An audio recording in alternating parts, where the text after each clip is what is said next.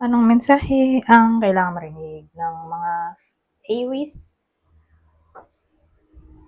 mula November 10 to 16, 2024? Pwedeng nangyayari na to, kung mangyayari pa lang. Kung hindi man para sa inyo, itong magiging reading, di baka para sa someone na malapit sa inyo o sa someone na kakilala niyo mismo. Baka may lumabas na gender mamaya, gawin nyo na lang energy, masculine at feminine energy. Pwede rin naman na wag nyo nang pansinin yung gender.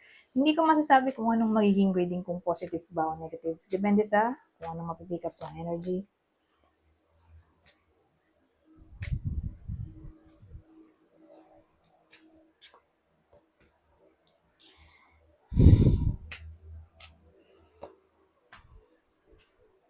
Ano to?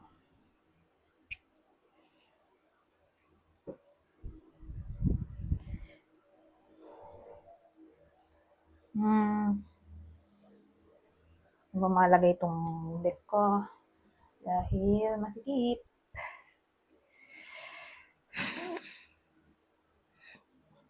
Well, ang dating kasi may iba sa inyo na may desire.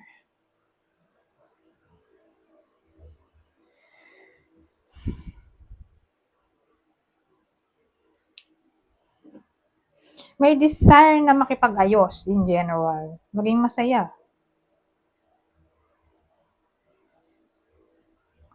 So, yung pagiging masaya, makukuha lang niya kung makikipag-ayos. Siguro maganda kung clarify natin to. Ano nangyari dito? Actually, ano to impulsive thought. O pwedeng impulsive action o decision na, yun nga, makipag-ayos. So, may someone na maaaring maging ganito yung energy. Whether kayo mismo to o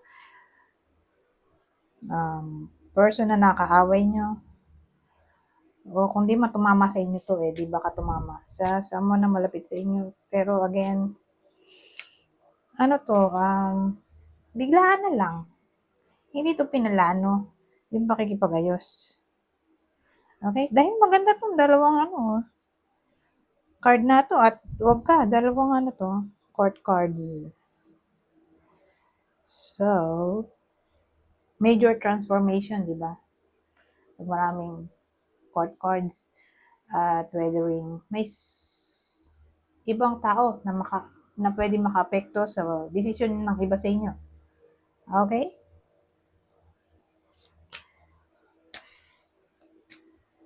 O desisyon ng someone. Kasi pwede rin ganun. Kumbaga, halimbawa, example. Ito yung person ng iba sa inyo.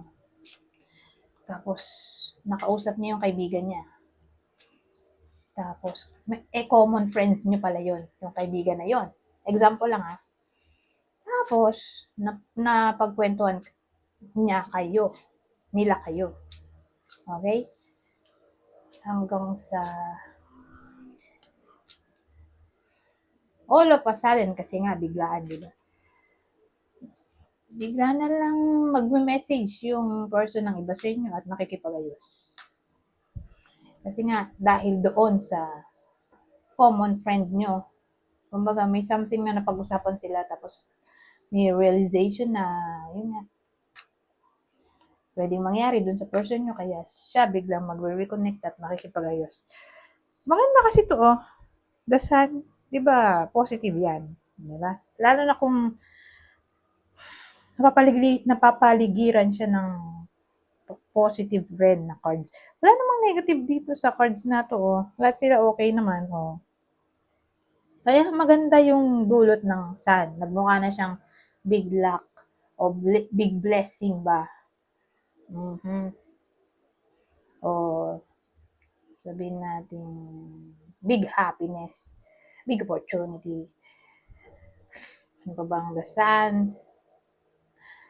Bukod sa happiness, clarity, di ba? So, yun. Maraming pwedeng maidulot ang the sun sa reading. Yan nga yung para sa akin lang naman, pinaka the best na pwede mong makuha sa tarot. Pero again, case to case basis. Depende sa position ng card o sa dami ng card na nakapaligid sa kanya para malaman mo kung ano magiging ending ng dasan na makukuha. Pero maganda nga kung lagi siya nasa ending ng ending position, o napapaligiran siya ng maraming positive cards para sure na positive yung reading, di ba? Na yun nga,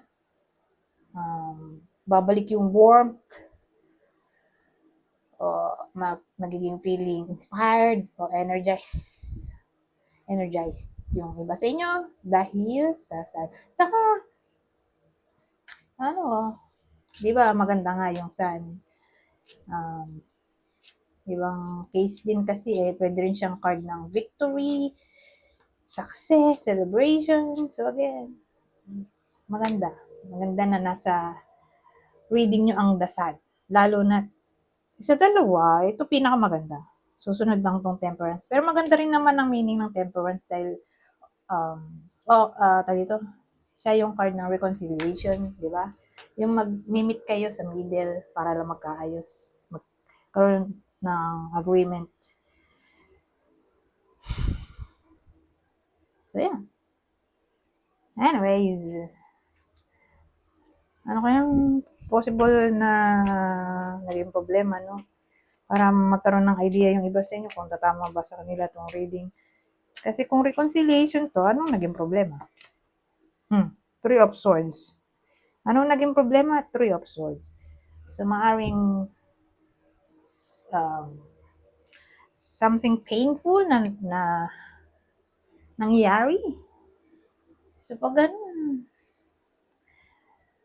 siguro may masakit na nasabi, nagkaroon ng misunderstanding, nagkaroon ng ghosting, lack of communication, lahat na siguro ng pain, nandyan na.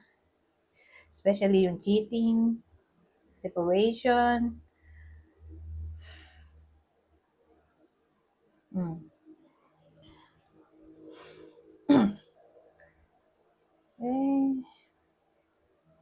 To be specific,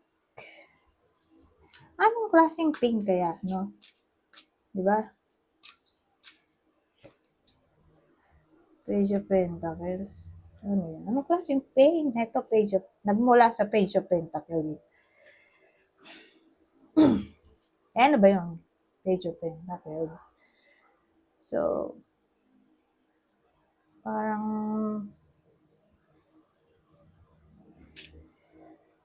may someone na nag-start ng something at ito ay may kinalaman sa business. Career kasi itong Pentacles. Siguro ambition. Case to case basis, di ba marami ring relasyon na nasira dahil sa ambisyon. Di ba? Sabi natin may iba sa inyo na inuna muna ang career bago relasyon, o hindi na naasikaso ang relasyon dahil sa pag-pursue ng career. Di ba? May ganyan. O sabi natin ipinagpalit yung iba sa inyo sa mayaman o sa pag-abroad o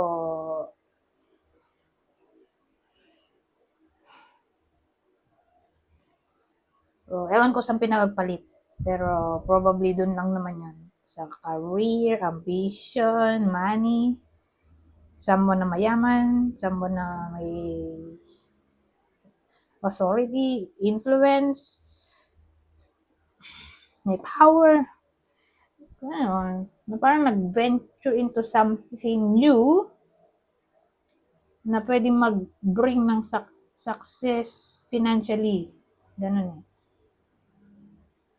Doon sa tao, kaya iniwan yung someone dito. Probably kayo. Kayo yung iniwan dito. Ngayon, balak niyang makipag-ayos, makipagbati, o siguro balak niyang i-voice out yung kanyang side, bakit siya biglang naglaho, o bakit siya nag-come up sa cheating, separation, basta side niya. Ganun. Tingin ko, may heart-to-heart conversation tungkol sa confession, sa nangyari, totoong nangyari. Bakit naghiwalay? Bakit? Ganon nangyari sa ending ng relasyon nila. Mga bida sa kwento. So, pwedeng tumama sa inyo to o dun sa sama na malapit sa inyo. Pero ang mahalaga nga ay makikipag-ayos, di ba?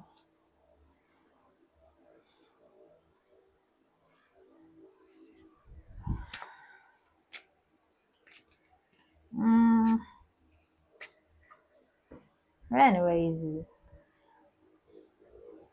ano pang idadagdag natin? Grabe, 11 minutes na pala to. Aries pa lang tayo. So, meron tayong brunette female dito. So, brown ng buhok.